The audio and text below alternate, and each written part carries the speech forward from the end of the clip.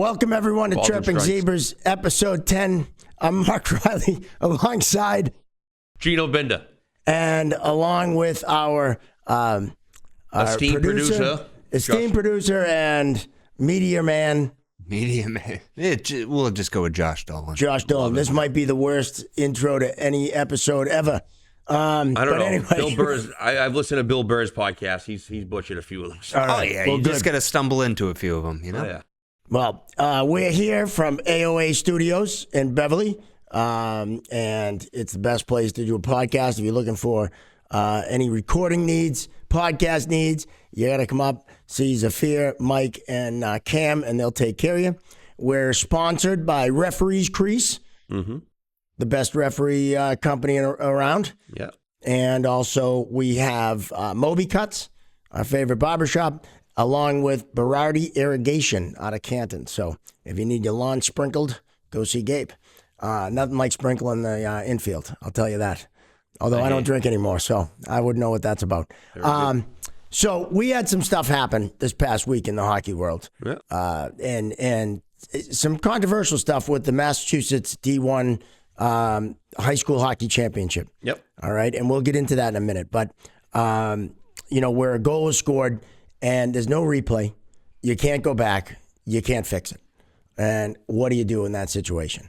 So you pray to God you were right. yeah. But when you're not, it's the worst. It's the worst. It's the worst. And so, and we have a video of this where, and you can clearly see, we'll play the video while we're talking. You clearly see the green light come on. Yep. All right. And then St. John's puts it in the net. Referee down low, points, calls it a goal. Chaos ensues. Now this is at the Boston Garden. Boston Garden. Right. So professional hockey, it's made for replay, right? They're used to it. And unfortunately, they didn't have that working. Now, the Garden, somebody made a good point on one of the Facebook groups saying the horn's different. It's a fade-in. It's not like your typical, at every rink, you hear the buzzer, boom, you wait, you hear it. And it's a fielding, right? It's a siren. And it's got to fire up. Yeah. So it's a little different. It's on a little bit of delay. So that bang, bang initial, like you can even hear the crowd in the video go, oh, hey, right? Yeah, so you can the crowd felt it. But when you're in that moment on that goal line, like the referee's just staring at that goal and bang, boom. And he sees it cross, like he never sees it release because he's staring right at that goal line. Yeah. And so the guy down low did nothing wrong. No. In my opinion, the referee down low did nothing wrong. He's watching the puck, watching the net. He sees the puck go in the net. Boom, he points. Siren goes. Right. All right. Now, the other three on the crew, that's where the learning moment comes. And it's a tough time to learn in the championship game of the States. But that's where the other three could have came into play here. Well, now for the audience. Now, is that a final call, or can they discuss it and take that call back just for people that, don't necessarily know the rule or what have you? Absolutely, you can discuss it and take it back. So now you get together as a crew. So the four officials now get together as a crew and they discuss it. All right, because like two of them might have had that horn. Like someone might be looking at the score thing. They might have had it different, right? Because you might have a different sight line, different vantage point. And if you're 110% that's not a goal, you're going to go convince that guy on the goal line that hey, we're taking this one down. So you're allowed to do that just for the audience standpoint, right? Right, because some people, might not realize that after a call is made, you can get together. A goal call. Certain calls you can't. We're going to get into that later. Right. But a goal call, you can get together, talk about it, and then reverse the call or uphold the call, whichever it may be. Right. So just to get this straight, this is the first time I'm hearing of it. I haven't seen it. And I know we're about to watch it, but just to get it right in my head, they scored a goal after the green light came on. Yes. So and they called it a good goal and it counted. Correct. But correct. If the green light comes on, doesn't that mean a goal can't be scored no matter what the ref says? So the green light is tied up, and we'll keep playing this video here. The green light is tied into the clock. So as soon as the clock hits 0-0, the green light comes on. Now, most rinks don't have this. Yeah. Right? Most rinks don't even have goal judges. Some of them don't even have goal lights. We use back at your alma mater in that playoff game at Salve, they had They had a garage like spotlight thing Come on. with a red bulb in it, and the goal judge had to flick the switch to put it on. I swear, hanging down from bungee cords. It was awesome. Why didn't they just wave a towel? Like, you know what? just like, why are we going through the length? Like, we're just indicating that something like that. Hey, it's a good saw goal the or not. puck going Thumbs there. up could suffice. Yeah. Like, do we really need to? Oh, it Like, was. hey, It has to be a red I line. said, I asked the captain, did you steal that from the snack shack where they keep the fries warm? Because that is awful. Anyway, I digress. This, at the Garden, it's tied into the clock. So as soon as that green light goes on, that means game's over. Now, where this could have been corrected, all right, this comes, and we talk about this, pregame meeting, right? You talk about these things because you're in a new building, a different building. What's the siren like? What's the procedure at the end? The 10-second drill with the linesman. The linesman never came down with the 10-second drill. My father said that, yeah. So on a 10-second drill, the linesman opposite the referee on the goal line is supposed to come down to be on the goal line and have an extra set of eyes. Yep. That didn't happen. And I'm not saying any of these things would have corrected this situation. But it's human error, right? Yes. Like, we try to put in things where we can prevent the maintenance, right? Yeah. You're trying to get, the best advantage to make the best call. You want the percentages, right, in your advantage. So now if you get two guys on the goal line down there, there's 10 seconds. The odds of that play going all the way down that next blue line for a call is very slim, right? Yeah. If it is, I think that linesman can get there. But the most important line right now is that goal line. So we want two people down there. So about 12 seconds, you start looking. The pressure's down. It's going to stay, it's going to be sustained pressure in the zone. You want to get down there, right? You communicate with your partner. My father used to always give that, like, big whistle. Hey, like, I can't do it. He can do that whistle? Oh, he can do it, like, wicked loud. It's hilarious. He I'm just, so jealous of people that can do that. me too. I can never do it.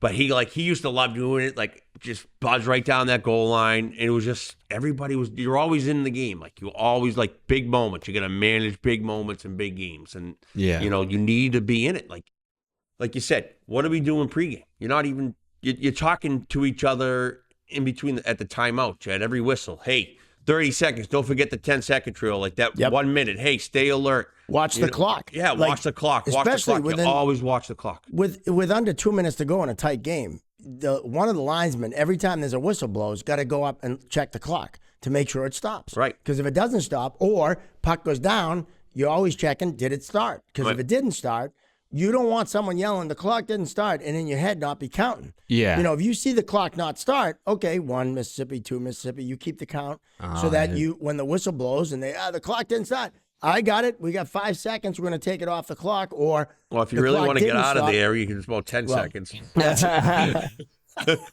all depends. Yeah. But in the big games, you want to get it right.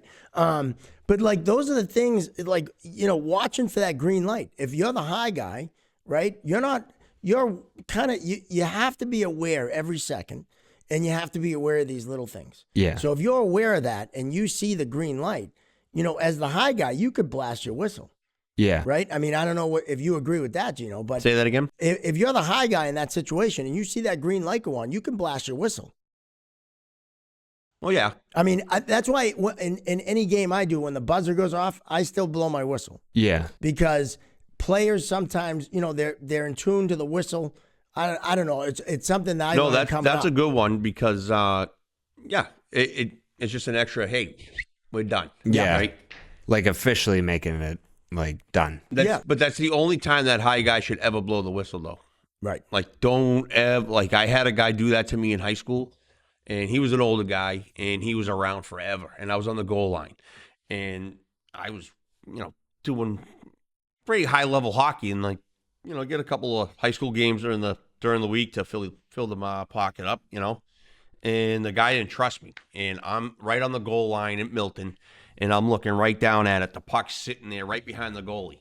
And everybody's kind of like scrambling and doing all this crap in front of the net. And I'm just standing there. I'm like, all right. And everyone's like, blow the whistle. And I'm like, why? The puck's sitting there. And I'm like looking right It's behind free. the goal. Yeah. I'm like, I will when he ties it up. Yeah. And next thing you know, the guy up top blows it down. I go, like, you should have seen my head when I picked my head. Like, I was probably 20 years old. I was young, but like I was, doing high-level hockey. Yeah. And I picked my head up from like that net and I like death stared the guy and he knew it. And he's like, oh, I'm sorry. I was like, And he's like, that was loose, wasn't it? I go, why are you blowing the whistle? Oh, I'm like, If you have to ask if it was loose, then why are you blowing? yeah, this? right. I was so mad. Exactly. But Never blow the whistle. But he did come up and say, he was like, oh, well, goalie in the crease, he came up with something. I'm like, fair enough. I'm like, all right. Right. But, right. you know, like I just took it very insulting. Yeah. Well, it's something that you shouldn't do as the high guy. Blow the whistle on your partner, especially if he's standing right there on top of the crease. Yeah. You know? But in this situation, for time, you know, as soon as you know that game's over, you're blasting your whistle. And, you know, if that happens, then it's clear that that shot comes after the whistle. Because for me, and I know, we sit here and watch it, you know, on replay. We can see that the green light's on before the puck leaves the kid's stick. In real time, not the same. But if you're tuned into that game and you're aware of those things, maybe you catch it, maybe you don't. But let's say one of the linesmen or the high guy has that puck going in after the green light comes on. You get together and you say, hey, I had that puck coming off the stick after time expired. Right. And then you talk about it, and then you make a decision, right? And, you know, in this case, it's no goal. I mean, clearly no goal. Yeah. Right? But are you saying in this situation that the refs and the linesmen are the last line of defense, there's no goal judges, there's no... Well, see, the thing is, on this one, in this particular case, the goal judge is irrelevant because once the time goes 0-0, the green light comes on, you can't turn the red light on. Right. That's the indicator that the game's over. As soon as that green light comes on, the game's over. It's, hey, did the puck go in or not? Like, yeah. Yeah, that's true. Yeah, goal judges are really just... Puck cross the goal line. And my favorite thing to do with a goal judge is, like, the worst thing is they're going to shake the head yes or no, right? Yeah. So, like, you don't want to give the crowd any indication of what you're saying to them, right? So the first thing I always go up to the goal judge and say, hey, whatever you do, don't shake your head yes or no. And they're all like, okay. It's the best. Yeah, they shake their head and then the crowd goes nuts. They're like, okay. And I'm like, all right, we got to go. Boom.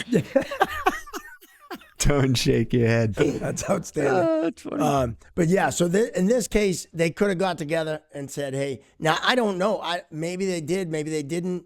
You know, I don't know. And we're not bashing the guys that are on this game, by the way. Yeah. We know all four of them. We're not bashing anyone. We're kind of looking at it as one. It's a teaching high moment. Profile game. Yep. Right?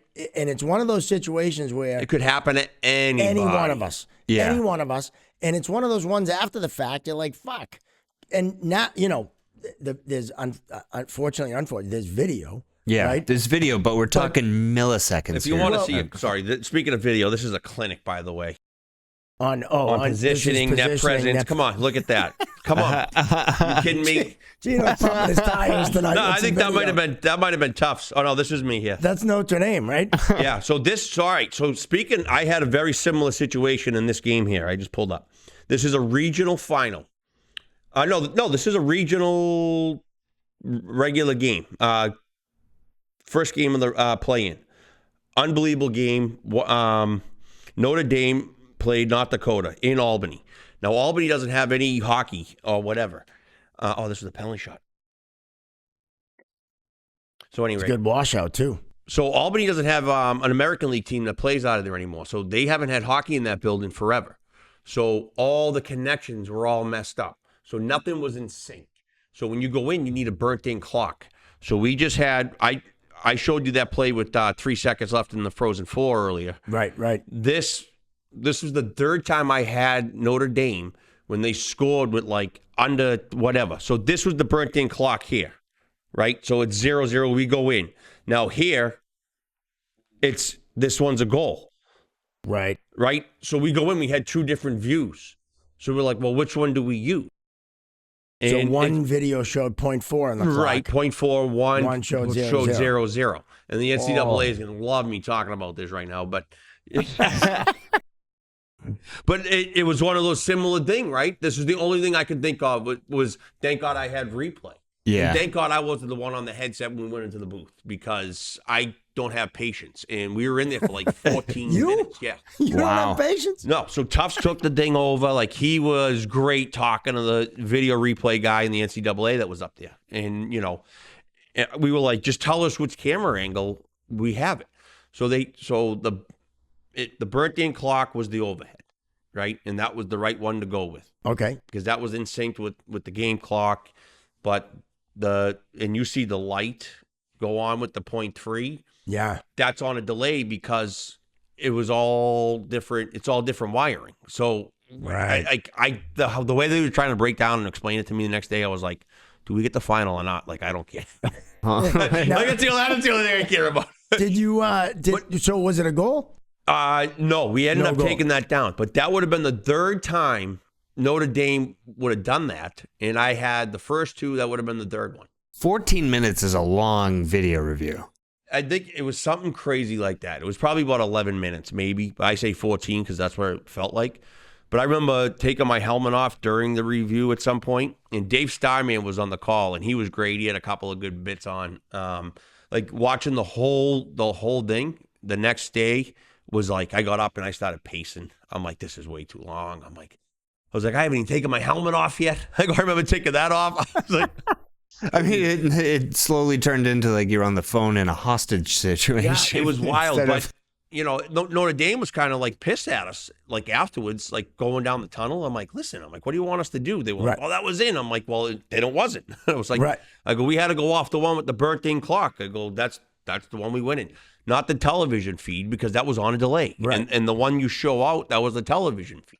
Right. So we had to everyone go saw with the that burnt-in one, clock. Everybody saw the television feed. which was the wrong one. And you should have seen the Facebook post and stuff. Not post, like iMessages I got from people with that same picture through the internet. Like, Oh, yeah. it was.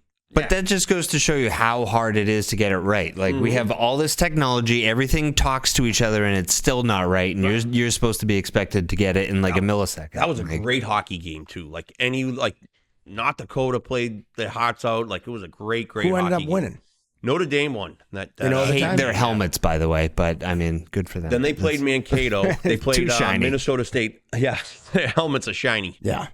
Then they played Minnesota State, and then Minnesota State beat them, went on to the Frozen Four, and And what year is this? that was 2 years ago. 2 years ago. Yeah. Okay. Yeah. Well, I mean, it brings up the argument if you're in a building that has the capability of replay, why not use it? Like, why wouldn't the MIAA say, you know what? We play at the Garden. They've been playing there every year for how many years? It's not like this building's new to them. I mean, the last game went off at midnight that night, though. Yeah, I think at 9 o'clock And it now started. you're going to add replay into that. Well, because you had a triple overtime game, Right. Which this has happened a lot. I don't see why, and I get it. There's all kinds of logistics to go into this. Yeah. And can you separate it? Play 3 games Saturday, 4 games Sunday, or 3. How many ever games there are, right? Because there's five divisions in boys and 2 in girls. Yep. So you got 7 games in one day, and it's bound to happen. Right. It's going to happen, right? And the cost too. But then, you have logistics, you have cost, you have, rent. I don't know what the deal is with the Garden. But my point is, if you have the ability to use replay in championship games, why don't you use it? Why wouldn't you, as the MIA, say, hey, today on Sunday, in Championship Sunday, we're going to have video review for, goals or whatever. Yeah. For buzzer beaters. For buzzer beat, or maybe it is just for goals. I don't know. There's all these logistics too that come in. Like, whoa, what are you gonna review Yeah. and what's reviewable? But also, what's if you're this? going to have it at the Garden, you might as well go all out. Why not? Why not? And then in this case, it would have saved the whole thing because, of course, the last game might never have been played till Monday, but because they would have went to overtime. Well, but I don't know. I also was on a couple text chains and stuff too, and I guess Winchester or I forget whatever team. Winchester, yeah, Winchester lost, right? yeah. St. John's Prep won. Yeah, so I guess they won on like a hand pass, like the game before. Oh, really? They shouldn't have. So Yeah. it happens. The hockey gods. Like they I think make it this even. is so. Like I'm coaching the U8 girls, U10 girls next year. I'm like a volunteer assistant, right? So the first thing I'm going to say is we are going to win games from a blown offsides, a blown icing, a blown call, and we're going to lose games from a blown icing, a blown call, and a blown offsides. Yeah, So quit your bitching. Like enough. Like we won games this year because they. You missed one. They missed one. Yeah. And we lost games because they missed one. Because it's a whatever. Right. Young or amateurs, it's, you know, they're not going to get them yet. Right. Well, and so, and in that level, okay. But as you move up and you get into college and major juniors in college, not major junior, like, you know, WHL, definitely, but like even junior tier 2, right? And then college for sure and pro, you know, that's where, you know, those missed calls, they're huge. Well, it's not like a missed call. It's managing big moments. It has nothing to do with a missed call or a non-call or a call you made. It's managing big moments and big games, right? Like you got to know where you are in the moment. And any game you work, it doesn't matter. Might squirt, Pee-wee, Junior, NHL. There's a big moment in every single game you work in, and it's how you manage that is where you're going to come out on top. And, you know, one of my supervisors always said, what do you want to listen to? 10 seconds of BS, or you want to listen to it for the next day, right? And there was a goal or there was a penalty called, right? And I'm up in the booth talking about it with the people up at RIT, and they're like, oh, what do you think about this? And how can they make that call? And blah, blah, blah, blah, blah. I go, see, we're still talking about it. Right? And I go, that's my whole point with that whole thing, right? And it's going to manage the big moments. And we had like a play this year where it was a playoff game. Team was up 2-rip. Before you know it was 3-2. They already burnt their timeout in the first period, challenging a major that wasn't a major, right? So the momentum just shifted. Now they're down 3-2, 4-3. 4-2. Now it's 4-3.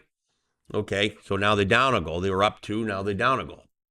Face-off violation, right? And it wasn't like the cleanest one, but from the linesman's perspective, it was a call.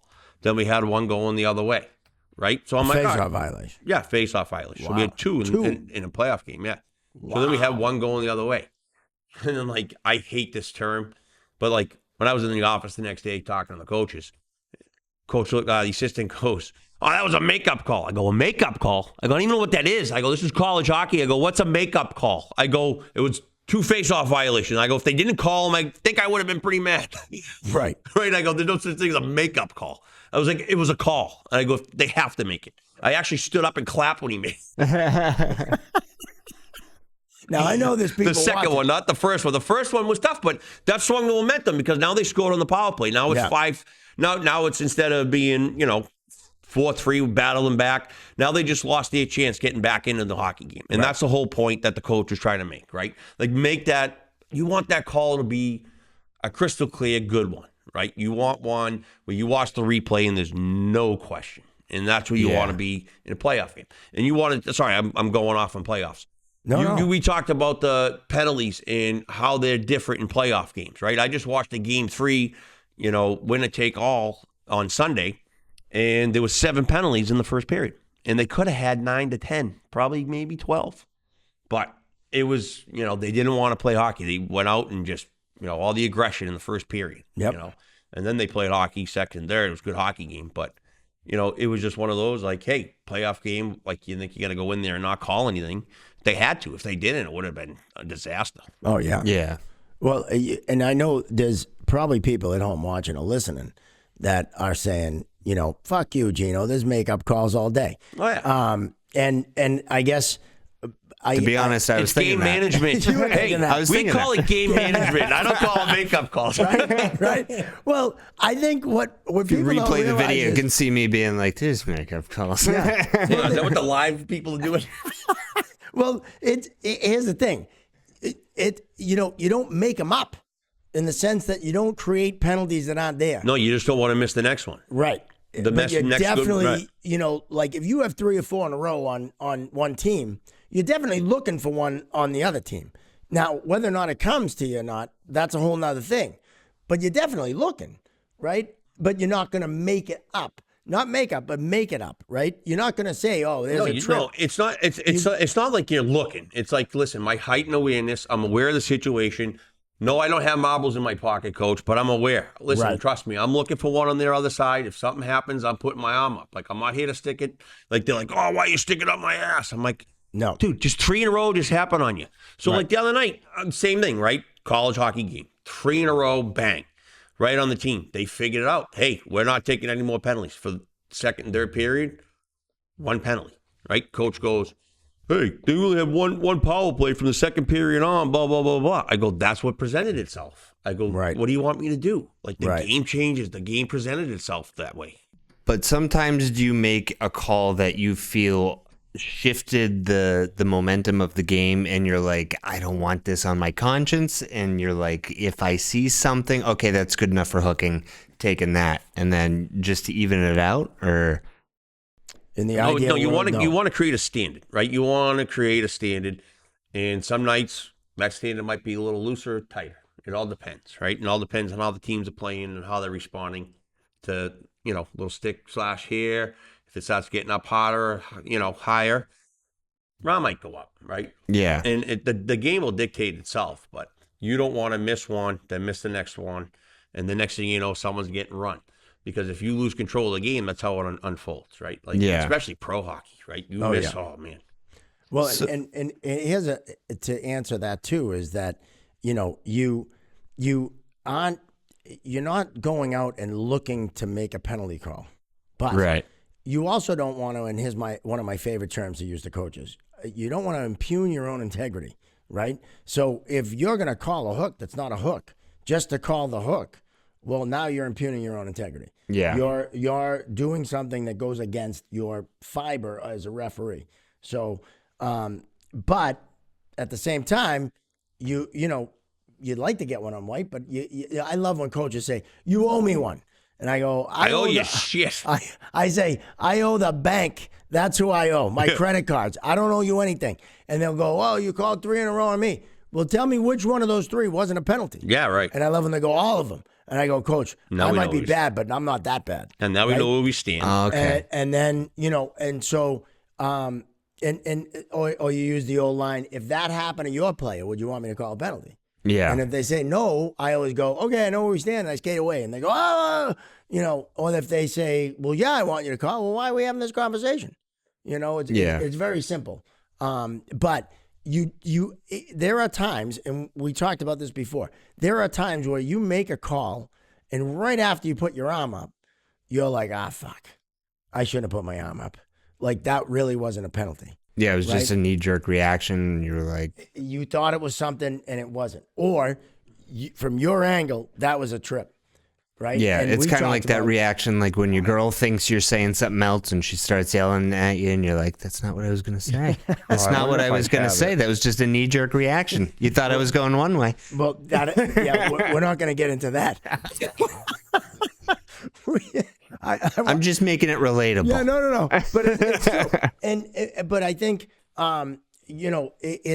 it's one of those things where and Gino, you had mentioned it. It's like you have to show up in those moments that you need to show up in. But now if I put my arm up and I know, like, if you put your arm up, we're working. You put your arm up for a trip, and I know it ain't a trip. I have a great view of it. It's not a trip. Toe pick. Here's Let's shoot your arm my up. question. Should we be able to go over, should I be able to go over to you and go, Gino, that was a toe pick, no penalty, and pick up the flag? That's a question that I get asked a lot by, especially I thought you non-refs. could do that. I got that question asked from a coach this year. He actually sent me a great clip, Okay. and I'd have to go through the archives to get it. But it was like a trip or like a hook, but the stick never got him. The stick was never there. The kid kind of fell, but the stick was there from the referee's angle. And he's like, I understand why he called it, but like everybody from like the whole team, everybody saw it wasn't a penalty. So now we just got to eat it. And like the other referee was like, no, like, what's he going to say? Like, and you don't want to lose confidence in your partner either, right? You say, hey, we'll talk about it, right? Or just say, hey, let's keep rolling. We're doing all right. Like, don't worry about it. Just, and then you can kind of massage it with the other team. Say, hey, listen, we get it. We're here. We're working hard, whatever. And there's another one where same coach sent me this clip, right? Playoff game.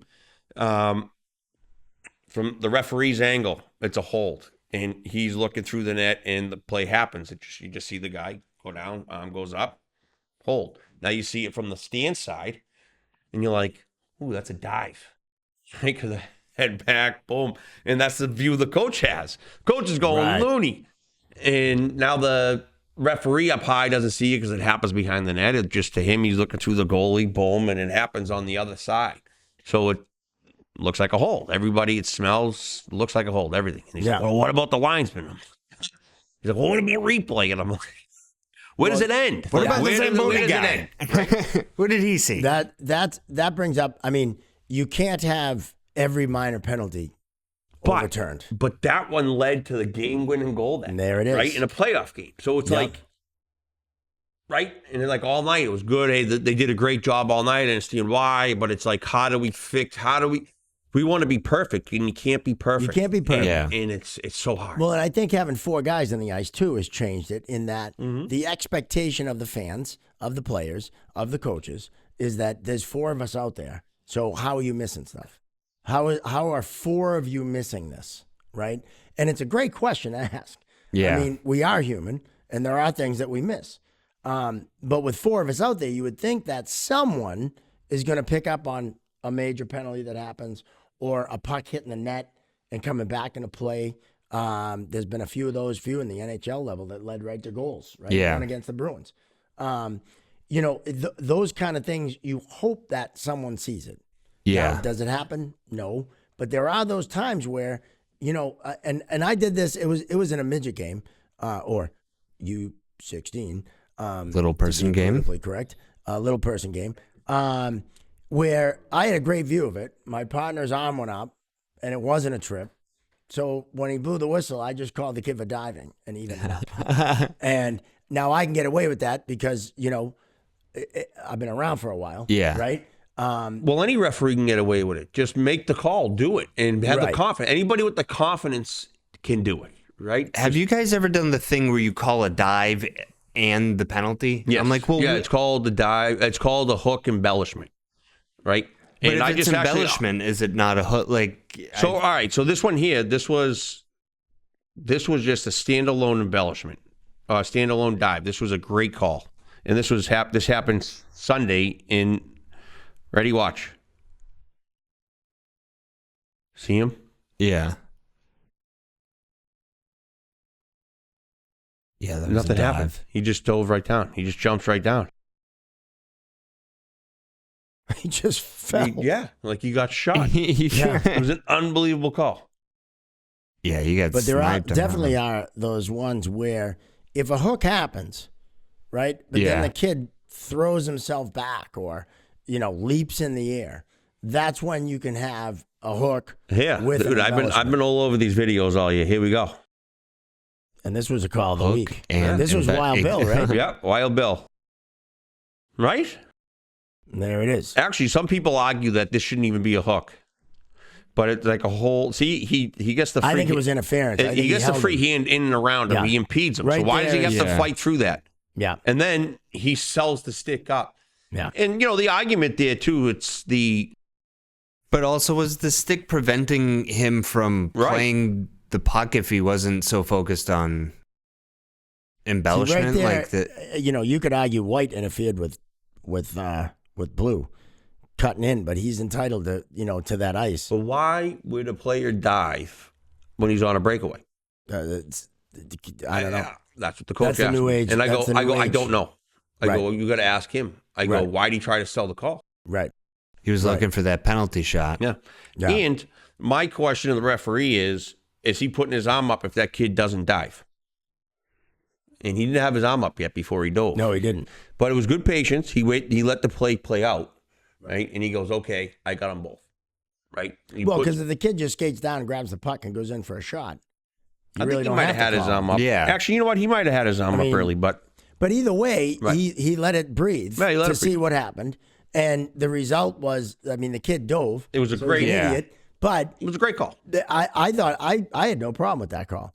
And you could see that at referee screens. Yeah, well, it is. It's on referee. So they screen. called that a hook? Yeah. So it was a hook and an embellishment. Really more of a hold or an interference. was like, yeah. Semantics, right? It really wasn't a hook. Remember the obstruction hold? But, you had to do that. this. Obstruction, holding. I think Grav had an interesting signal. Grav I has think, for that interesting one, I'm everything. sure. But it's one of those calls that when it originally came in, because there was no embellishment back in the day. We had, if a kid dove, you went over and said, hey, stop being an asshole. Because now we're not calling anything. You're trying to make us look bad. Like you just made your own bed, kid. Like anything that happens to you, like you're done. I can't trust you. You just now wouldn't that be a makeup call? Yeah, there'd be a makeup call. They're called non-calls for a reason. I used to use the Greg Louganis line, and now no one gets that. But Louganis was a famous Olympic diver that won a bunch of gold medals for the U.S. And if I say, hey, Greg Louganis, this water's frozen, all right? So stop the diving, we call unsportsmanlike. We could call unsportsmanlike, but you'd kind of rather just let the kid get tortured and, make an idiot out of himself. But some people call it pulling a Subban. Yeah, like honestly, Subban was fantastic for that. He was amazing. I surprisingly have. Oh my God, I surprisingly have a lot of good diving clips from the season, like more than I thought I would have. And a couple coaches brought it to my attention, and I was like, okay, well, you guys got clips, and I got a couple of them. And then the next week, I send out the video, right? And of course, someone's gonna call it, right? So, but that's good. And then the coach was like. Oh, I guarantee you we get one tonight, blah, blah, blah, blah, blah. And sure as whatever, they get one. But it's like, well, do you want it in the game or you don't want it in the game? Right? How about as a coach, you tell your players, don't dive. Right. Don't embellish. Right. If you skate through it, fight through it. Don't, and it probably has something to do with the everyone gets a trophy era where, I'm entitled and I'm going to flop. Because, but also when you're diving, you're not helping your team. No. Especially if you're getting called for it. Like that kid, if he just kept skating, he, like you said, he could have went in and scored a goal. But he was too busy trying to sell it. Like the biggest thing like I see in juniors is like that, like retaliation, or they think they should have had a penalty called on them. Like, oh, I just got hooked. And then they're like mad because they didn't get the power play. And I'm like, it's a 60-minute game.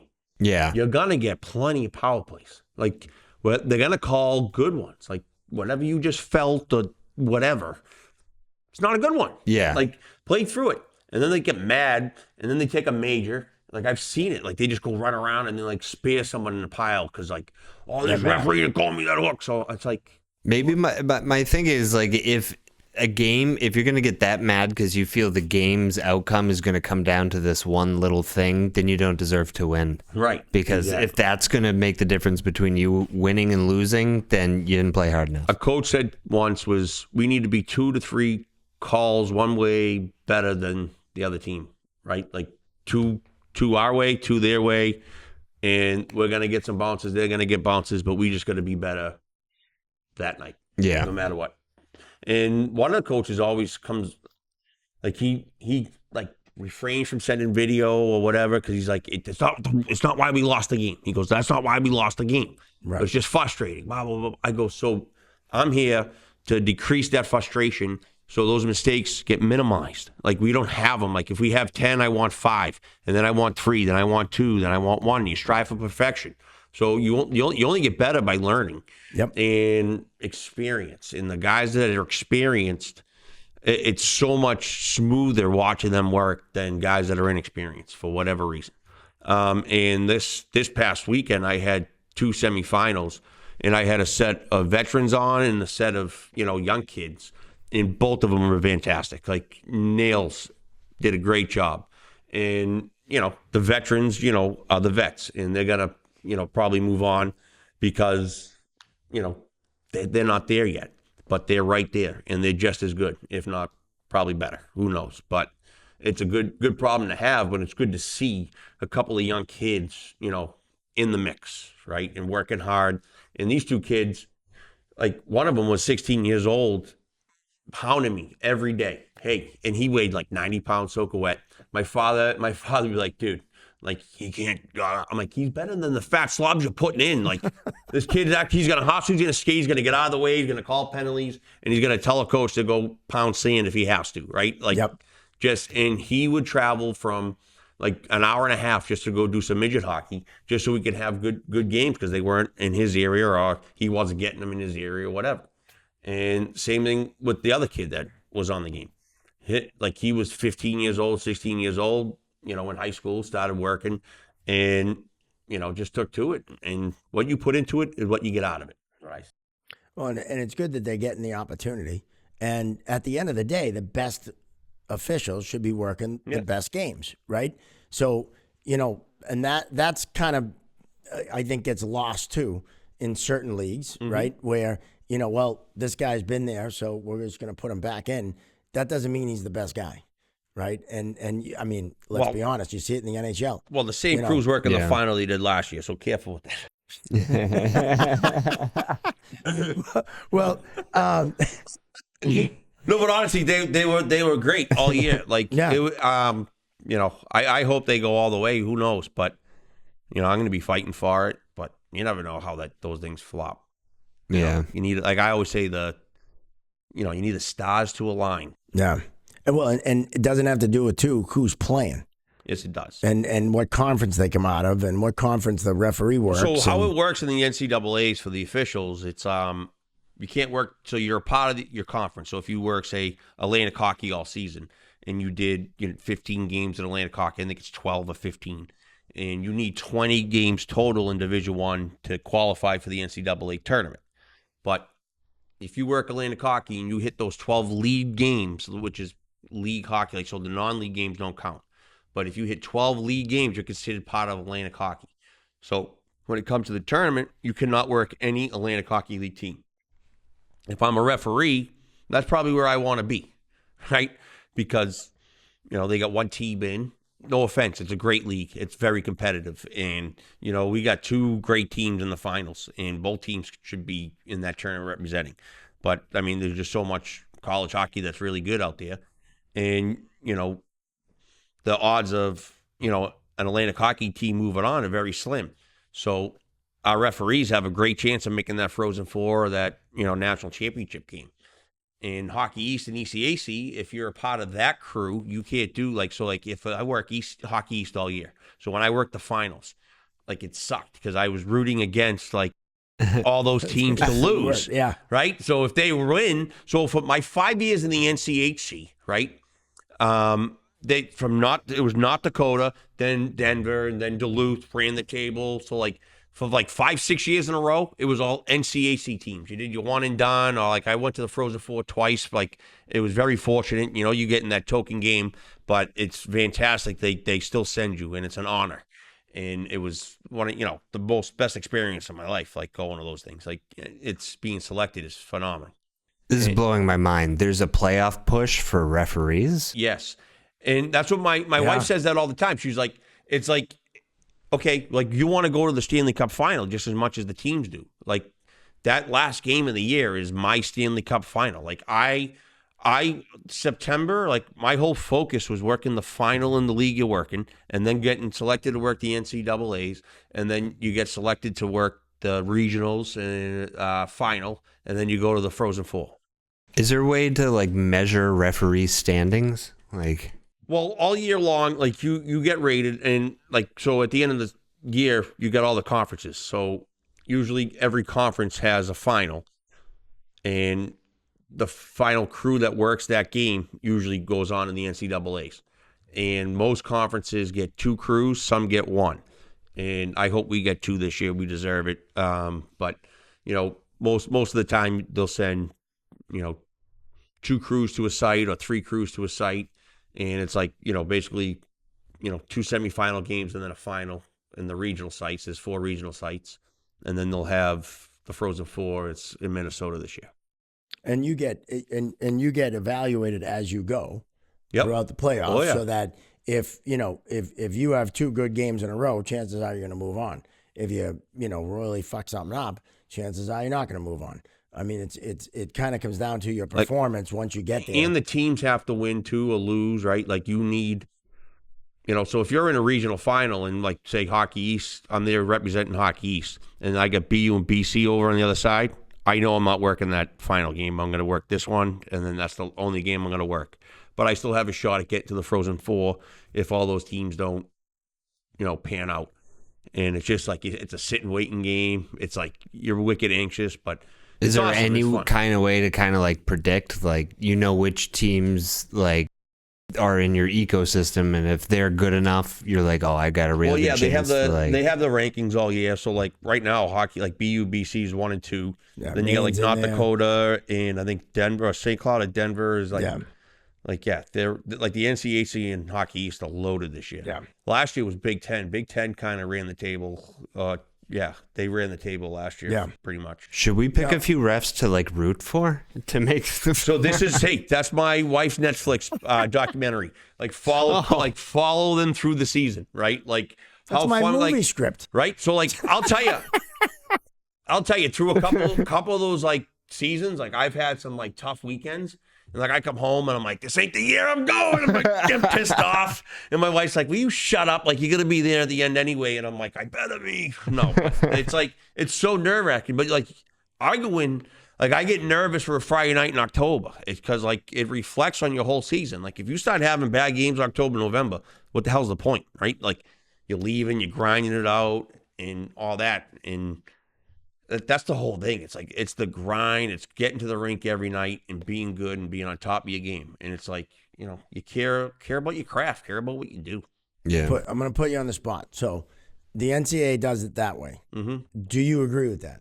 Because if you have a crew that's by far the best crew, all right, or you have, you know, a ref from Atlantic and a ref from Hockey East that are clearly the two best, shouldn't they work the final? You Like, what's the would idea want it on behind it? merit. Like, I think because And I know- I kinda first of know, all, like but- they work together all season, right? As Yep. crews. And I wouldn't say like the best, but like the people that it's always different people in the end Yep. too. Like people have good seasons, people's turns and all that kind of stuff too, right? And things happen in the season, like your availability might change, you might have a kid, whatever, right? Wedding, somebody might have a wedding on the finals and in Punta Cana. Jesus, that was fun. Still went. Actually, that was You this went year. to Punta Cana? Oh, you went to Yeah. the Frozen Four. Yeah. I went to, you know what? I missed my buddy's wedding in August, way back. I wasn't missing his wedding for hockey anymore. yeah. I wasn't making the NHL. I was like, I'm not missing anything. This was back when we got sent. There was 6 of us sent to the Calgary to the Western Hockey League camp. The NHL sent 6 of us to do the. We were working the WHL during the year. We'd take the trips out to Washington, stay with Vaughn Rohde, and have a blast. So they sent 6 of us, and my buddy was getting married that freaking weekend, and I was in the wedding. And at the time, I was this was an opportunity of a lifetime to go out as the, Rooney and me and Ian Walsh, Johnny Lively, Dave Hansen, Harry Dumas. Wow, that's I think that was the 6 of fucking us. lineup. Yeah, right? It was basically the top 6 Americans at the time going out to work the WHL. Wow, I got so many jokes right now. No, I know. Fuck you. So, and 2 of them worked the NHL. One's still there. One just retired. But I had to make a decision. Right. And I called my buddy, Vinny Manning, and I went to high school with him. And I said, Vinny, here's the thing. Like, this is a great opportunity. And he was like, go. Yeah, Fucking you go. gotta. And That's different. Like I was already at the asset of my career. I just I was I was done working pro hockey. I was in college hockey, which is great. Like that's what I strive for. Like you work all season and work that final game, and then try to get to the NCAA's. Yeah. And I was like, I threw my name out. Once he picked the date, I was like, well, I just threw my name out of the hat. I was like, well, I'll just go work the year and have fun with it. And that's what I did. And fortunately, they took 2 crews that year, and I got to go. I was one of the 4, so it was great. It like I said, the stars have to align. Yeah. And you just need to be there to, go do it. well, Just I kidding. mean, not for nothing. If I knew I was only going to last a week in the NHL, I would have been at that fucking wedding. Yeah, But, right. Hindsight's 20/20. I mean, that's why when and we talked about it when you worked the NCAA final at the Garden your last year, Yep. the stars had to align Oh, big time. because the right teams had to be playing for you to be able to be in there. Like I just remember rooting. UMass Amherst was the last team standing, and they were up like 2 goals, I think. And then it was 1 goal. Then it was tied, and then we're all like, we're at the bottom. Let's go. And I may or may not have got up and fist pumped when, because like you can kind of see it line up for you. We're like, okay, Boston crew, they're gonna take hockey. They got to take a Hockey East crew, right? Like, Yeah. So we were very, very fortunate. And then Atlantic Hockey was the other crew, and Sweeney was on that one. That was awesome, man. What's interesting is, and this is probably something that even true hockey fans don't even realize with college hockey and how it lines up and how they choose these. Now, I get so excited this year. Oh, it's awesome. 100% though, I agree. You can't take one guy from Hockey East, one guy from ECAC, and put them together for the final because they've never worked together. Oh, dude, could you believe the big heads that would in that room? Would not work. Oh my God. But if there's a Hockey East crew, that's by far the best crew. Shouldn't they be working the championship no matter who's in there? I agree with that. Or take it a step further, say BU plays BC in the national championship. Shouldn't the Hockey East crew be doing that? So game? that gets brought up all the time. So that happened in the NCAC. We're like, why can't we do that? Yeah. I've done those games. I kind of might eat popcorn, watch that one in the stands. No, but it's like, yes, I want to be on that game. That's the game you want to do. I'm like, give me that game, because that's going to be a bloodbath, first of all. And then, like, the coaches, the tendencies, the team, what's going to happen before it even's going to happen. So I agree with, why not? But the flip side of that is if you have a new crew coming in, they're going to see it from a different angle. And, they won't have those biases that they might have working the same, teams all year, working with the coaches. It can be a better dynamic. And I'm just playing devil's advocate, right? No, because it's a great question. People are asking this question, right? Yep. And I ask the question all the time. I sit in these meetings and ask the same question. It gets brought up in the meetings with the NCAA. I've been involved in them, right? And we're like, how come? How come? Every year that question gets brought up, and it's just been like that forever. And it seems the only fair way to do it, and that's it. It's so like if you have Hockey East and an ECAC team, right, and then you have an ECAC crew work that. Their relationship with that coach and players, captains, way different. They're not going to be biased in the game by any means. Like, right. Y'all going to go and do your job. Like, you're not going to see color. You're just going to go out and say, that's a penalty or that's not a penalty. Because if you're thinking anything else, you're already lost. Like, you can't even. Well, and the ECAC team might say, well, they're going to go the other way, to make it look like they're not favoring us. And, I mean, it's all bullshit. At the end of the day, you're already fighting a losing battle, right? It's like, oh, they're an EC, like even the non-league games, like, oh, this is an ECAC crew. I used to love, this happened with Northeastern and BC at St. Cloud. Me and Ryan Hershey's from Dover, New Hampshire. I'm from Boston. We go out, and the whole time, coaches knew, but the kids, oh, these are the referees from out west, blah, blah, blah, blah, blah. I'm like, dude, I'm from Salty. They're like, what? I'm like, yeah, I'm from Boston. He's like, what are you doing out here? I'm like, I work the league. That's awesome. It's awesome. You're out west. No, actually not, shithead. And you got a kid from Dover, New Hampshire. It's an interesting thing. And you know what? We'd love to hear your opinion on it. Message us on DM, slide into our DMs. On the social medias. Is that how you say it? Yeah, it was close. Or comment on the YouTube, wherever. Send us an email. You can reach us, Mark at chirpingzebras.com, Josh or Geno at chirpingzebras.com. We'd love to hear what your thoughts are as far as, who should be working these championship games. And also, we'd love to hear what you think as far as, should you be able to pick up a flag on a penalty? Oh, I have a perfect one. This is an unbelievable clip. Holy shit. And I actually did it. You asked earlier while Geno's trying to find the clip. I actually did it on a too many men on the ice call up at Salem State a few years back. The linesman blew the whistle, and and he thought it was too many men. I saw it. It wasn't. And it wasn't too many men. So, he was calling too many men. We got together and I said, listen, I had a good look at that. It's not too many men. Went over to the coach. Coach was like, well, I said, listen, I had a better angle on it than he did. From his angle, too many men. From my angle, I had a better look at it. It wasn't too many men, and that's why we're picking up the flag. No harm, no foul. Everyone, the coach was fine with it. Yeah. But with trips, hooks, holds, those are different. Referee has final say. Yeah. We have final say in what goes on. So, you want to make sure you get it right. The whole purpose of it is to get it right. So, this was a situation. Awesome. Just watch this. So this Uber Eats delivery with water. This is a broken stick, right? Watch. Gets shot away. Right? Referee sees the sticks down, gets shot out of the zone. They both have it. Interference. Look it. They pick it up. Wait, Look what? It's broken. Stick's broken. What do you do? Oh, so what? See, watch it. He blocked it on the shot. He drops it. They shoot it out of the zone. Play continues. Both referees had their arm up because the play just shot the stick out of the zone for interference, right? Right. So that's a good call. Right. Now, yeah, the stick. the linesman picks it up and the thing's like broken in half. What do? Pick the flag up. Because it's broken, and him knocking it away, that's Clearing legal. debris out of the way. You can clear a broken stick out of the way. Oh, as long as you don't shoot it at the puck. Yeah, right. You can knock a broken stick out of the way. So the ref didn't know it was broken. Right. Oh, After okay. the fact, That's though, it's after broken. the fact.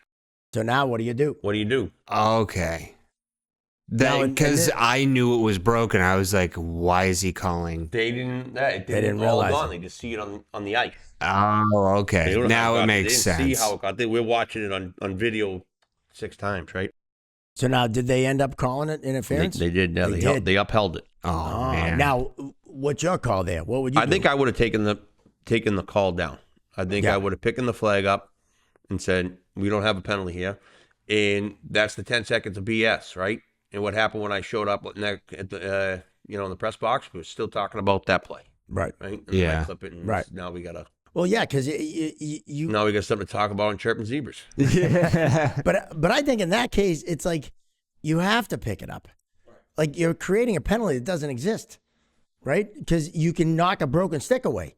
So, and it's an easy explanation. Hey, I didn't know it was broken. Now that I see it's broken, what he did wasn't a penalty. And I feel like coaches and players would probably respect you more for doing that. You would, right? you would think. You would want to think. get I it guess. right in I the don't know. end. You want to be on the right side. Yeah, you always want to try to get the right call. So Yeah. that's why replay came in, Right? Because they wanted to get the right call. And again, the question becomes: should we? I'm yanking wires here underneath the desk. Should we? Wait for that water to go off. Should we? I don't know how it hasn't.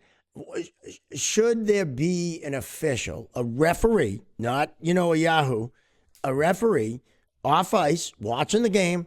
So that when something happens and there's a replay and he sees that, the puck hit the net and then there was a goal, right? Or something of that nature. We're opening up a can of worms. Here's what should happen. All right. Everything should be a coach's challenge. And if you challenge something, you lose, you get a penalty. Okay. And each team should hire an expert, someone that knows the rules, referee, Yeah. and have a good video guy up there in the book, or at least knows what the hell they're talking about and can challenge and get them right and get them what they're looking for, right? Now, the flip side of that, though, is now everything's challengeable. You have to open up the book No, you and say can't. Not everything's challengeable. anything. Not minor penalties. Okay, we can not minor penalties. Not too many men. Not any of that stuff. Right? Goals, major penalties, an undetected goal, like something like that. Right? So a puck. So say, there's a few different situations. One happened to the Bruins when the puck went hit the netting, came back down. I think it was Columbus. Passes the puck, boom, it's in the net. Right now, clearly it hit the netting.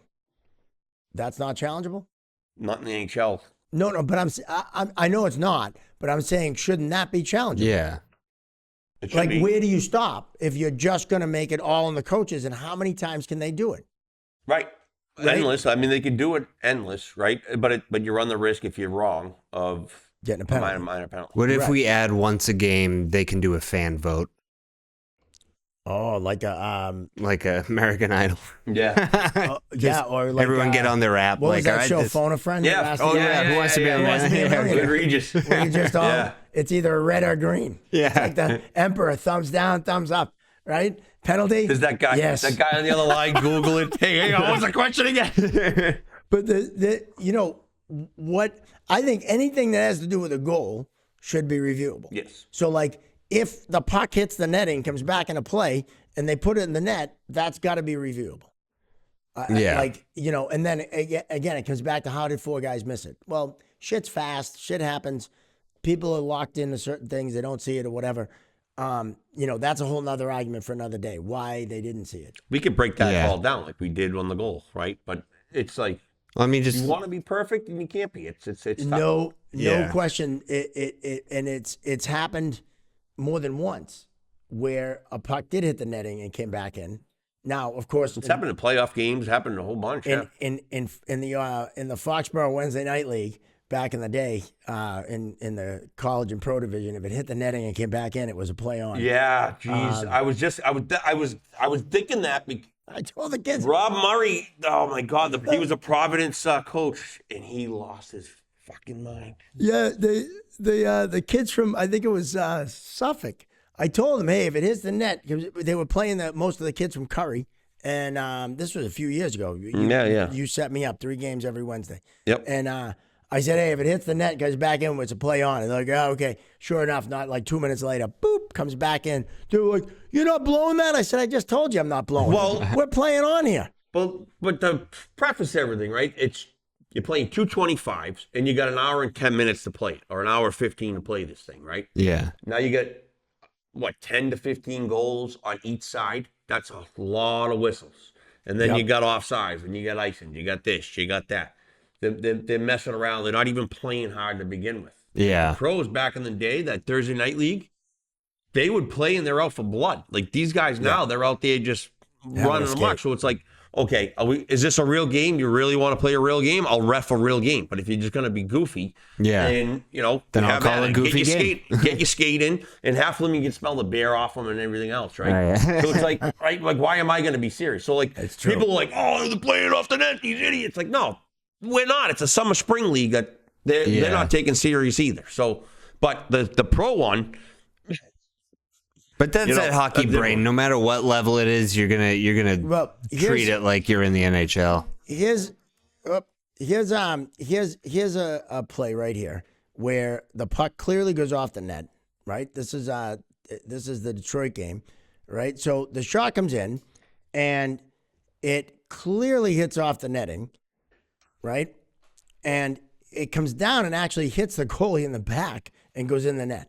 No one knows where it is. I didn't see it. Right now you it's tough to see because it hits way up on the net. Right on the replay, it shows it's way up on the net. Two vets on too. Yeah, it's an old game because he didn't even have the shield on. This was a while ago. But here you see it. It goes. It goes way up off the net, and it hits, and it's obviously on the replay, right? Because you can see it right here, hit up way up on the net and come back down. This needs to be reviewable. Idiots, how'd you not see that? Yeah. How does 4 of you guys miss that? And the puck comes down and hits him in the back of and the back goes in the net, and now we have a goal, and it shouldn't be a goal. This is the NHL, people. And it happens. No, I know it happens, but why isn't it reviewable? That's my question: is why aren't these things reviewable? They should be. Here's Live with another human one error. with the Bruins. It pops up in the air, hits everyone. This stops, one should have been reviewable. Right? Everyone stops. No one realizes where the puck is because it hit off the net and comes down, and Columbus picks it up, puts it in the back of the net. Who was on the goal line down there? All right, and everyone kind of stops, and it comes down. Boom. That's Runes. And he had the whistle at his mouth, but didn't see it on the net. Now, this is one of those ones, right, where it comes down, and now, no credit to Columbus, they didn't stop, and they played through it.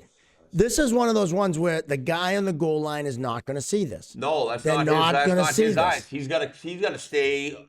He's that's watching. Not his responsibility. He's watching exactly where he should be watching, which is the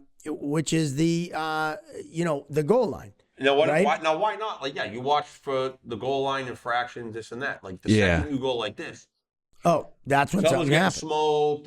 Yeah, right. But that's where, like, in the 4-man system, you have a partner up top that needs to pick that stuff up, just like they need to catch the stuff in the high slot.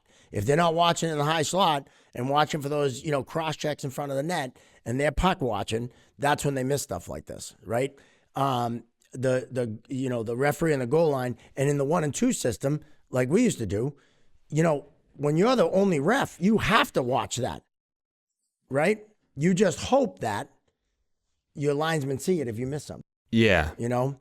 But that is insane that that's not reviewable, but the offsides for a goal, that's at the same level to me. Well, that's exactly that's his point, right? Yeah. Like, why isn't that the same? It's just Why insane. isn't it the same? So we're talking, and like I've done a gazillion games in my career, so like I've had a lot of situations and crazy stuff happen. So as we're talking, I had the opposite happen. I was a low guy, and puck comes up, went in the air. I never hit the net, right? It whistled down. We didn't hit the net. Where's the face-off? It didn't hit the net? Didn't hit the net. We had an errant whistle. It's got to be last play. NCAA. Center ice? Center ice. Center ice. For that? It's referee errant whistle, right? Yeah. So it's like a bad icing. Right. Okay. All So, right. like, where's the face-off? It can't be last. Where's the last, like, I don't know where last play is. Honestly, I would have fucked Neither that one team up. was at fault, so I would have put it last play. So we put it in the end zone, and it's in the fucking net. Of course. Oh. Of course. Right? Yeah. Doesn't that always happen? I guess the point is, there's going to be errors. There's just. I hope I'm right. It's unavoidable. Yeah. We are human. We expect it to be perfect, but it's Never perfect. no. But we do have the technology to try to make it right. And in some cases, I hate. I think they got to change the offside review where make it like college. If it comes in and there's not a goal scored as a result of the rush, and the other team possesses it and tries to get it out, and 50 seconds later the puck's in the net, you can't review it. Yeah, like after 2 passes or something. After they get possession, it kills the ability to review. Isn't that what college does? No, yeah. No, it's the same. It used to be like that in college, right? Where if it wasn't off the rush and the defensive zone, One possession. if the defensive possessed it, then that killed the ability to replay. That's the way it should be. You shouldn't have 50 seconds later. They could have got the puck out, and now you're challenging a goal that happened 50 seconds or a minute later. Yeah. For an offside that you had the opportunity to get the puck out of the net. That's a good rule. I like that. I don't see why they don't do that, because nothing pisses you off more than, all of a sudden they go back and it's like, yeah, it was offside, but it didn't affect the play because the defensive team had the opportunity to get it out. Yeah, it's like reading a tweet from 10 years ago. Like, that was then. This is... Exactly. So we shouldn't cancel anyone for that. Exactly. That's for sure. But yeah, so it's one of those things where where do you draw the line, and do you put a referee in the booth to catch things that are mistakes that weren't caught on the ice? Yeah. Or do you give it to the coaches and make them have to challenge everything? To be honest, I thought they already did. Yeah, they can only challenge certain things like the net, the puck off the net. But I mean, having an One of those- off-ice official? Like, No, they have don't? Toronto, and if they go to replay, Toronto The wall has room's input, crazy. but they still fuck it up. That's You don't even the know what thing. the war room is? That's an episode. Yeah. War room, Well, yeah. I You know what? definitely... We'll get Lego on. He'll do it. He'll tell us yeah. all about the war room. I didn't He know it was actually- called the War Room. I knew there was probably an area where they did that. Also, a bunch of former NHL referees, they work in the war room, and there's like 3 or 4 of them. And Michel Voyer has his California ref school, and we represent out there now. We go and scout, and because we got leagues out there, and it's awesome. And those guys do a great job, and they have a classroom session on the war room and how everything comes in and how they review stuff. It was pretty cool, like behind the scenes of everything. Yeah, 'cause they wow. work it every night. So, because there could be a not night every with night, but- 16 games going on, It's right? just like an insane room of... Yeah, it's an insane room. There's TVs all over the place. I'm just and there's picturing, phones, like- yeah, and like they'll be like one of them, 2 of them work depending on how many games going off, right? So they'll have like on a Saturday, if they'll have an afternoon game, they'll be there for like the couple afternoon games, and the night games, another guy comes in for the night, and So does it look like NASA headquarters in Apollo 13? Yeah. But just... Pretty you know. much, but with a little more. Yeah, they got GMs calling in. It's friggin' nuts. Hence the war It's just like, yeah, and it's like It doesn't end. It's at every single level. It's the same BS, but at a higher risk or whatever, at a higher stage, really. Well, yeah, it's just a bigger. It's all. Yeah, it's a bigger purse. Yeah, that's all it comes down to how much money's on the line. Yeah, and a lot of, I mean, with betting now, think of how much money. It's not only the wins and losses for these teams and everything, but now you have live betting on these games. That's insane, right? And I always said hockey is the toughest sport to fix, right? Like because you can give a team. I mean, I've done it. 26 penalties to 2, right? We did it, in that Avalanche game, Luke Galvin and I, in the coach's re-education program. And, the big iron game, as Luke likes to call it. But, that team that got the 26 penalties still won because the team's got to score on the power play.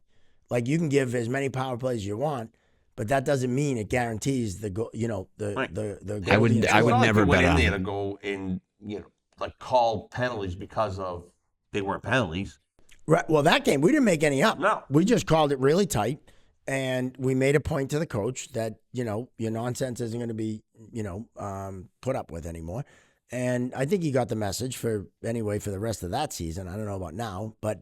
Man, he texted me today and said, "Hey, I'm going through the podcast." No kidding. Yeah, and I go, "When you coming on?" He goes, "You tell me when." Oh, he goes, "Hey, I got a shut." He one. goes, "I got a shutout." I go, "You got to get on." Yeah. A couple of weeks we'll get him on after the playoffs. We'll see. Because last year I talked to him for a week after the playoffs because there was a controversial goal. Yep. And I don't want to talk about it. That took years off my life. But finally on Thursday, on that Thursday, me and him talked for about an hour. Yep. And it was great. I was like, Chris, you know what? I go, we're never going to agree on this. I go, right. I want you to get my side. He's like, we're both passionate. We're both like, Yeah. He sticks up for his guys. I'm sticking up for my guys. And Yep. It's just like, hey, we're going to agree to disagree. And the next time I see you, give, hug, and kiss, and off we go. And that's the way it should be. If you can't if you hold grudges in this business, it's going to be, you're not going to have too many friends. No. And you're going to end up impugning your own integrity. Right. If you hold a grudge, you know what? I love Chris. And and it was all business. And after that, it was done. And it's like that. It's like that cartoon when you check in the sheep and the wolf. Fred. Yeah. Morning, Fred. Right. I probably brought that up last time. I think you did. Yeah. And you check in. Yeah. You pull the time clock, right? And you move on. You check. Absolutely. Oh yeah, we'll be going after, right? Yeah. Could be. Well, I think you have a great video. Yeah. Let's end on this one. Mistakes that can be made, and this one happens to be baseball. Because zebras aren't only in hockey. Even though the umpires, they don't wear as nice of an outfit as we do. But although blue is my color, they screw up too, right? Even though I'm sporting that's old school agents. This jacket we got for warm-ups back, when Luke was running the ECAC. It was like 06? I think it was even earlier, 04 maybe? No, it was like, because I 05? graduated college in 05, so it had to have been like 06 or 07. But I think I worked the league before your first year. Okay. I'm pretty sure I was in the league for a year or two before you. Okay. But either way, it's freaking old. Right. And I found it in the closet. I was like, I'm pulling this bad boy out, and awesome. I'm throwing it on. I don't fill it out like I used to. Nope. But that's okay. But I digress. But it happens in other sports. And I took over your screen thing. I don't know how to get rid of it, but you can take it over from me. And we had a monitor where we watch and no, it's on the green screen. Well, it's on the green screen as far as you know. But I thought that was a TV. But you have a great one that we can watch, and it's an umpire who screws up a perfect game. I mean, talk about. Well, I mean, bad. This guy's one of the best in the business too, right? And it's not popping up. Well, no, you gotta. You just hit that thing, click that, and then click it again. Click up the TV thing. There you go. This thing. Yep. Oh, now I'm off. All right, look at that. It's like a Monday night quarterback. This is what I do to my father. I'm like, Dad, I go unmute. Hey, to my defense, I'm old. All right, or older, and I can't see because I got the pregame picture. But set this up. All right, so you get the perfect game. You know, you get Jim Joyce, one of the best umpires, you know, in baseball. He's awesome, phenomenal. I don't know how many World Series, this and that. And it's ninth inning, 2 outs, perfect game on the line. Galarraga.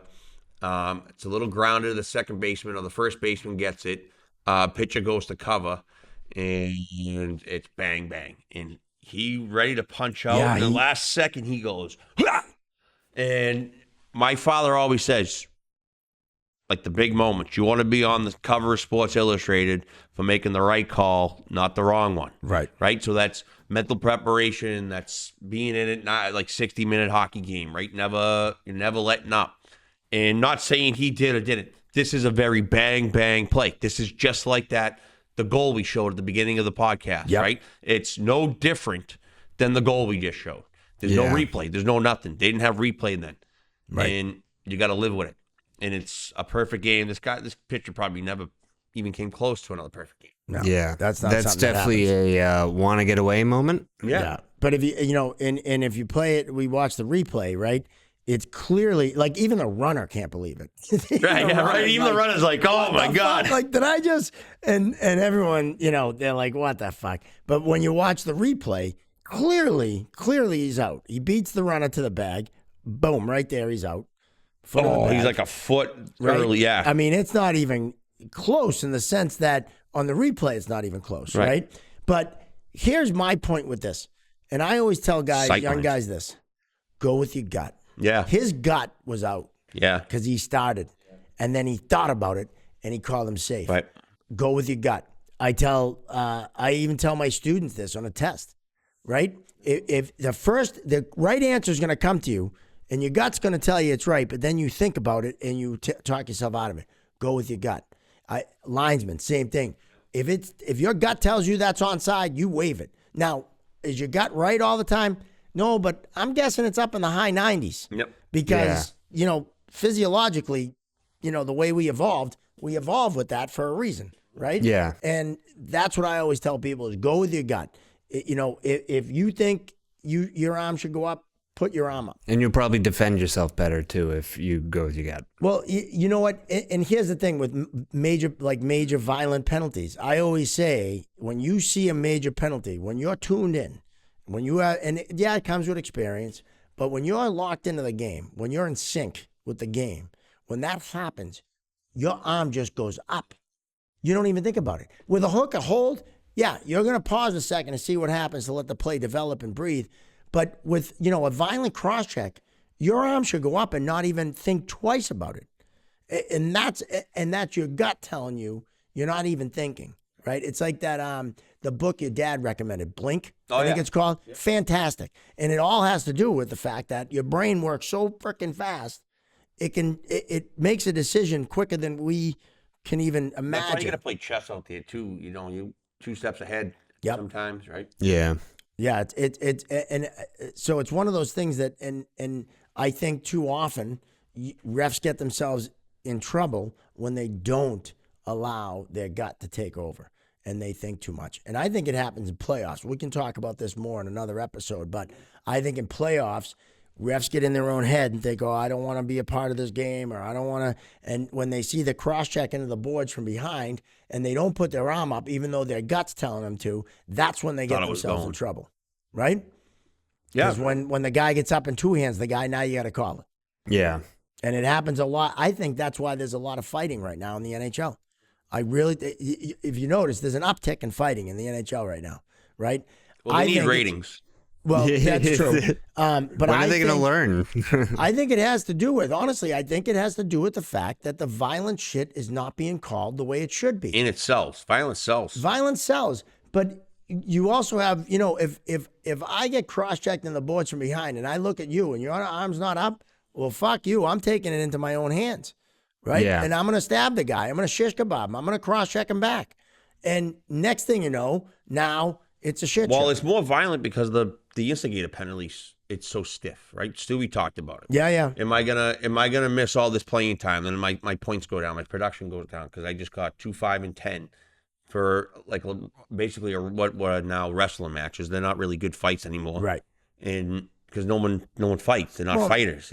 And there's times when guys should get jumped and get their ass beat. Right. I mean, let's be honest, right? But they don't, and that's why they feel comfortable being violent. Right. And that's why you get the stick stuff and all that stuff. And I mean, I'm opening up a can of worms right here at the end, but I think I get frustrated when I watch because I mean, the it's rule like, book's what the fuck? involved. I mean, it's go through the history of the NHL rule book or any rule book, right? The fighting rule used to be like this big. Now it's like 6 pages. Now you get all sorts of other stuff into it. Video replay used to be a little blurb.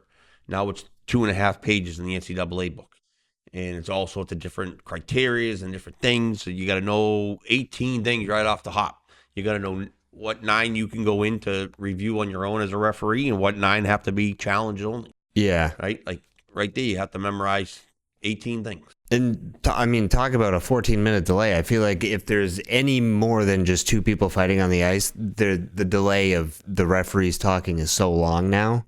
It drives me nuts. Like, let's, Figure it out. I'm like, what are you talking about? Like, Exactly. we saw but who was sometimes fighting. when you're there and you're in the moment, and we both been there, Yeah. and you're like, fuck, can we just get this done?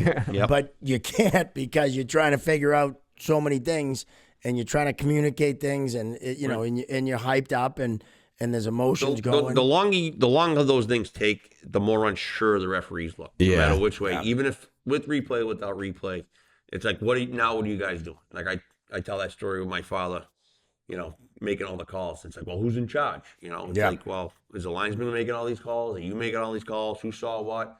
Like, No, it's true. It's true. But again, it's this video replay dilemma that the world we live in. I say coach's challenge, it's a caution penalty. Let's move on. Live with the call on the ice, whatever, and don't complain about it because you had the chance to challenge it. Yeah. Right. And you didn't think it was that bad at the time or at the moment, and you decided to move on. So you checked it off as a potential minor or a potential major, and it's just another 1 or 2 that night we need to be better than the other team. Yeah.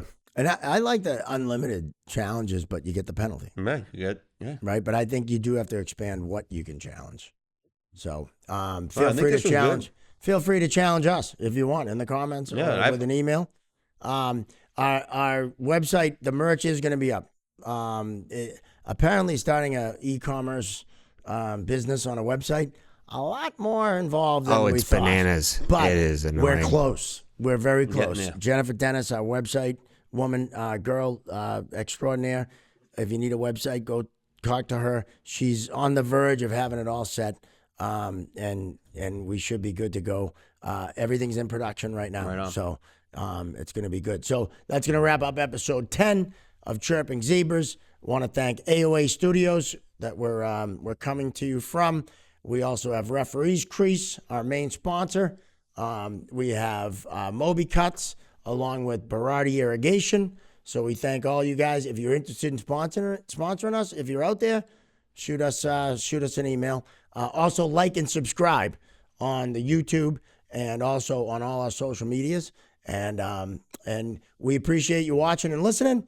For GENO BINDA, for Josh Dolan, I'm Mark Riley. We'll see you next time on the Chirping Zebras.